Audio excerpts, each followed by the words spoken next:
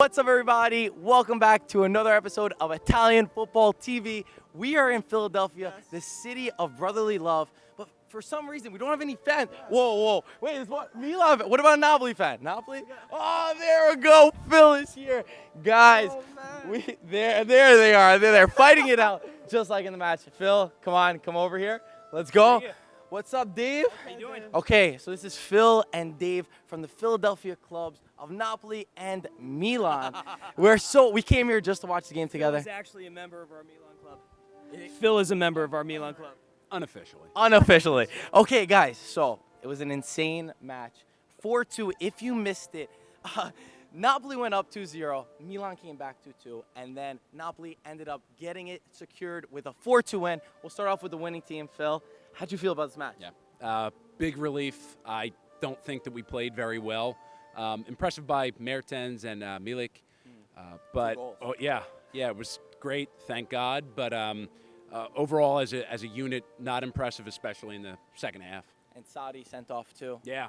Well, that's per usual these days. I love his energy. He obviously fights for the team as well on the sidelines, but it's brutal when you're going to get sent off every other match. And I think the other thing about Napoli is Mertens stepping up. He's been coming off as a sub, and now he stepped up in a full game. He was involved in 3 of the 4 goals. Yeah, we'll see. We'll see what the injury's like. Yeah. But definitely, he was certainly impressive. Obviously, I hope that Insigne steps up as well. I'd like for those two to sort of battle for the starting spot. I think that's great for the team. But again, we'll see what this injury means. Yeah, I think that the only worrying factor for Napoli is how they let off a little bit. They started losing the script a little bit, but Milan also played a huge part in this match. Mike, take it over. Yes, okay, so basically the first half, Milan played better in the beginning. Other Napoli dominated it, but the second half was totally different. Nothing that anyone expected. Tell us a little bit more what happened in the second half with Milan.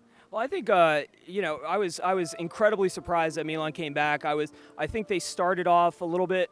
They started off okay, but then I think Napoli took to the match once they started scoring their goals.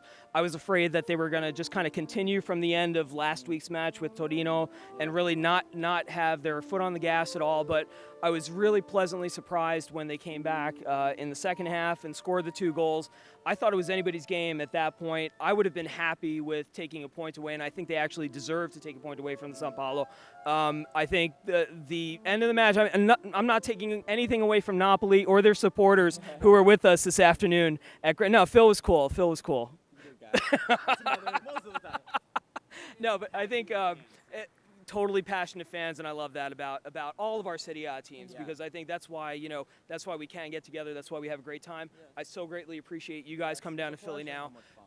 But what I will say is I think I'm pleased with what I've seen from Milan, even though they didn't get the result today. I think it's definitely they're in a better place than they were last year. Personally, and I've said this before on Twitter and everything, I think Donnarumma should be the captain right now. Absolutely right now. That guy is going to be the next national team goalie. Mark my words. All right, mark this down. But Donnarumma is fantastic, and I think they have a lot to build on. I think this match is going to show us that they're going to make one more move before the deadline. I think they're going to make one more move, and let's hope that the team can gel. I think they've come a long way, I think we're moving up. Let's see what happens. I mean, I like the determination from Milan from come back from 2-0, making it 2-2. They definitely get some credit there. But do you blame them? Because they did concede 4 goals, and you can't really blame Donnarumma for that. Everything he could. That's what I'm saying. And he was mad at the defense. Do you think anything in defense or anyone in particular, or you think it was just a whole unit? I think Romagnoli is good. I think he didn't have a perfect game. I mean, nobody's going to have a perfect game. I think Paletta would have done a better job today, but he was out. He was suspended from the last match.